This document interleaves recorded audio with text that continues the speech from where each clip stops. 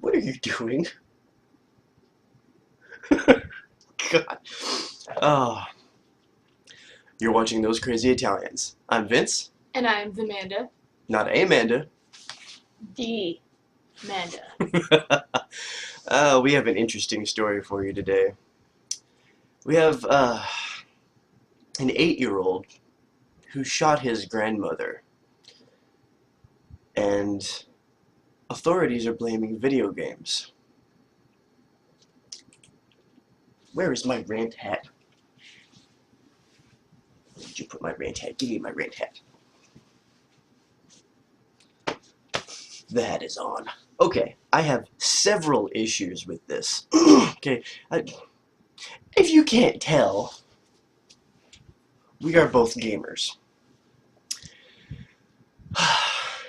And games have been under fire for a very long time for contributing to video game violence. Epic quotation fingers on contributing to life violence. Yeah, someone tell me what video game people have been playing for the past, 5,000 years? Seriously. I think they just want to blame it on something that helps them shirk the responsibility. Okay, but here's the story, though. Okay, so an eight-year-old boy who intentionally shot his grandmother after playing Grand Theft Auto will continue to live with his family, a Louisiana judge ruled Monday. It was determined that he did the shooting and it was an accident. He thought a play gun. Epic quotation fingers. Okay. The shooting took place in a mobile home near Slaughter, Louisiana, last Thursday. Because you can't spell slaughter without laughter. How fitting. I'm sorry. Maybe next time we do this, you should put your Joker makeup on. I know, right? You want to see how I got these scars? I actually did a Winter pretty fresh. good Joker. I know. I actually used bubble gum for my scars, but we're getting off track. Rant, hat, ranting. Okay, the lady's name was Marie Smothers. I think she was like 87 years old. Okay, so Slaughter. there are just so many awesome names in this story. It's just too much. It's. Are we sure? Is this real, or did somebody write this? This is just too good. This is video game material. I know. It's almost cheesy enough. Okay, so Marie Smothers was watching TV and caring for the boy who was playing video games right behind her. At some point, the boy picked up a .38 caliber handgun and shot Smothers from about 4 feet away. The unidentified boy has reportedly been handed back and forth between his parents and other law enforcement officials have said that he and Smothers had a normal, loving relationship. Authorities are blaming Grand Theft Auto, which the kid was playing prior to shooting the old broad. I have several issues with this. Okay. Number one is the attack on video games. Now, I understand that video games can, get you in a certain mood depending on what you're playing. I've experienced that. I've played games enough to when I close my eyes, that's all I can see and I can't sleep. Yeah. So, what happens when you overuse them? You know what sucks is when that happens after you've been playing Minecraft for too long and all you can see is blocks. Just squares everywhere. I should grab my torch, huh? Dude, yes. Get the torch. I actually own a Minecraft torch. It's sitting on my wall and it actually lights up. But anyways, I have several issues with this. Number one is everybody always wants to blame video games. Oh, You're let's blame it on the repeating yourself. games. Let's blame it on the games. When we should really... Okay, here's my question. What can video games do for people? I don't think people have ever looked at that, okay? Here's some examples, okay? There's a guy named, what was his name? Paxton Galvanick, okay? It was November, I think, 2007. He saw an SUV roll off the highway and he rushed in to help, okay? He's from North Carolina. He pulled somebody out of the wreckage, and he found a second person who was just bleeding, like really bad. So he controlled the bleeding using a towel. And nobody knows how he knew. No medical training. He never even witnessed anything like this happening in real life. But he had a game called America's Army. and he played the medic training level. Because of that, he was able to save somebody's life. Okay? There was another kid, and this is in Colorado. This is recent. Yeah, this is a little bit more recent. His name is Griffin, and he was riding along with his 74-year-old grandmother and his younger brother. And she passed out at the wheel. He's 10 years sitting in the passenger seat. I think they said she had a heart attack. Was it? She had a heart attack and just slumped over in the driver's seat. That'd be a good reason to pass out. Okay. Okay, the car was going 60 miles an hour. You got a 10-year-old on the front seat. Okay, what would most normal 10-year-olds do? Scream, panic, shart. I don't know. But what does he do? He snatches the wheel before it can go into oncoming traffic, and he directs it into a ditch on the side of the road.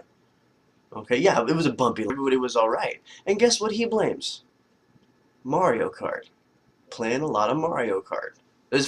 He says, my first thought was actually, is this a test or what? So, of course, it probably helped that there were no blue shells.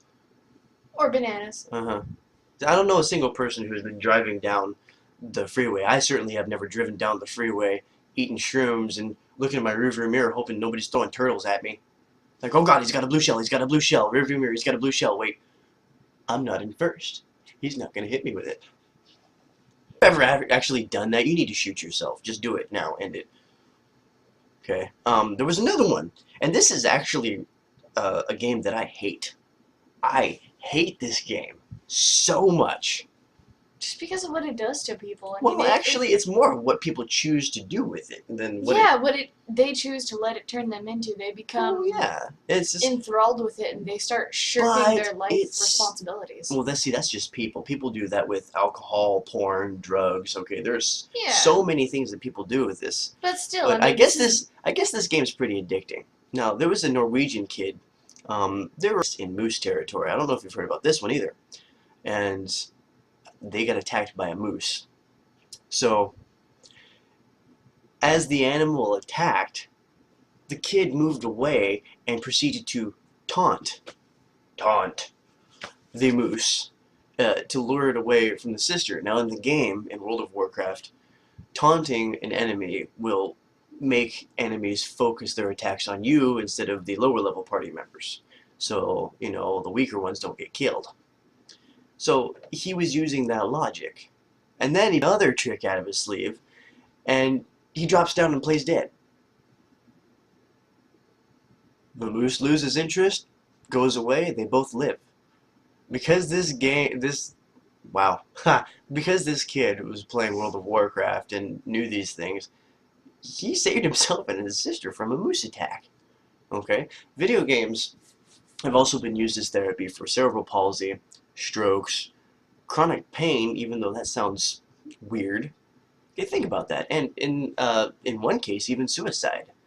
Because if you've never listened to the TED Talk, I'll include a link at the bottom. And this is Jane McGonigal. She tells an amazing story in one of her TED Talks about how having a video game mentality kept her from killing herself. That's powerful stuff. You know, video games can save lives. It saved yours once. Yes, it did. You want to tell your story? This game right here, this right here, it saved my life.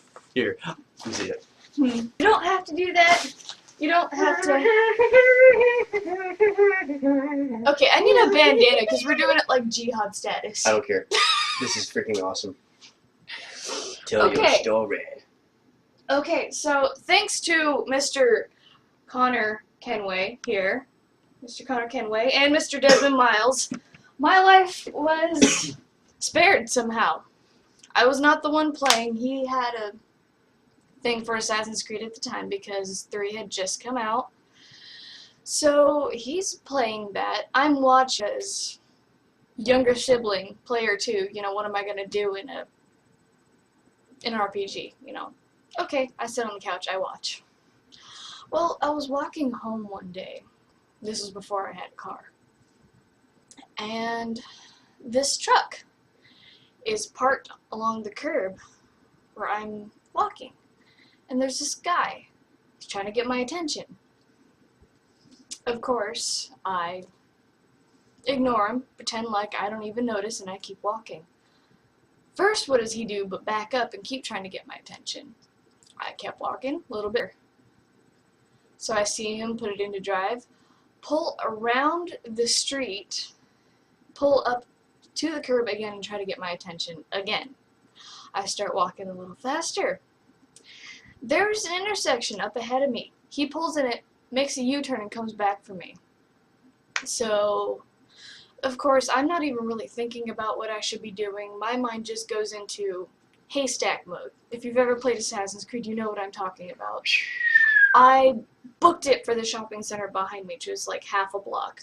I darted in between a liquor store and someone's car that was parked in front of it, and I crouched there until this guy came back in the parking lot looking for me. He actually pulled in the parking lot. He was after me. And I waited there. I just waited there until just the right moment, until I could run without him seeing me. And, oh, what was that, like 2 blocks to that house? Probably. That was a good. I ran full speed. That was a good sprint right there. 2 blocks. Yeah. I was in pain. And this happened because she said this multiple times while I'm being chased by idiots. Yeah. I hide behind a pillar, I wait till they pass, and then I run the other way. Mm-hmm. So. And I did all this while in some decent amount of pain because I had been in a motorcycle accident, about a year before that? And I was actually on my way home from the chiropractor trying to get my back fixed, so, yeah. Limp or not, I made it home in one piece. This just goes to show you, video game influence can be a good thing if you use it right, just like everything else. Now, okay, games are capable of developing habits. I'll give you that. Tetris taught me organization. Final Fantasy taught me how to read maps. These things can be used irresponsibly by irresponsible people, so much like, oh, I don't know, alcohol, drugs, things like that. I think I mentioned that. Much as we blame video games for influencing society, everyone's willing to keep ignoring alcohol, which causes, epic quotation fingers on this, a whole crap ton of deaths each year. Yes, that's my new favorite unit of measurement, by the way, the crap ton. Anyways, back to this 8-year-old. Okay, this 8-year-old that shot and killed his grandmother. Okay, let's look at this situation. Grand Theft Auto, in all of its iterations, is rated M for mature. What is an 8-year-old doing with a game that's rated M for mature? Has anybody been paying attention to these ratings at all? Take an 8-year-old to an R-rated movie? No, you say? Then you shouldn't give him an M-rated game. Okay? Second thing, what is a handgun doing within easy reach and in a known location of an 8-year-old? Loaded, no Loaded less. handgun. Yes, thank you. A loaded handgun. A loaded 38. Why did the kid know where it was anyway? The kid should never have known. I mean, I grew up in a house that had a 38. I guess always knew it apparently was I there. did too. I didn't know it was Yeah. there. I always knew it was there. I just, I never knew where, and I never went looking for it. Yeah, see, that's the problem I have. And now everybody wants to blame the video games? No. No. I blame the parenting.